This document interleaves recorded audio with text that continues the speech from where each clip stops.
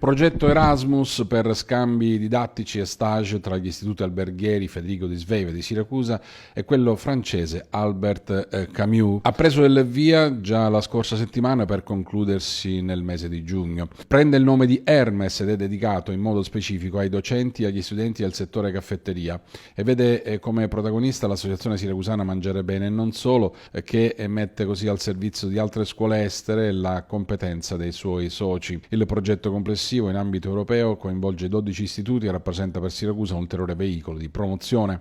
In trasferta a Frejus sono andati la dirigente del Federico di Svevia, Carmela Accardo, e i docenti Gaetano Bongiovanni e Giuseppe Fiorini, quest'ultimo trainer ufficiale di Mangiare Bene non solo. Hanno trattato con docenti e studenti le tematiche inerenti al mondo della caffetteria, in particolar modo le tecniche di estrazione del caffè e della latte art. Il secondo appuntamento è previsto dal 21 al 25 gennaio a Rimini, in occasione dell'Expo Mondiale SIGEP, dove si ritroveranno le 12 scuole europee aderenti al progetto per ulteriori incontri di formazione.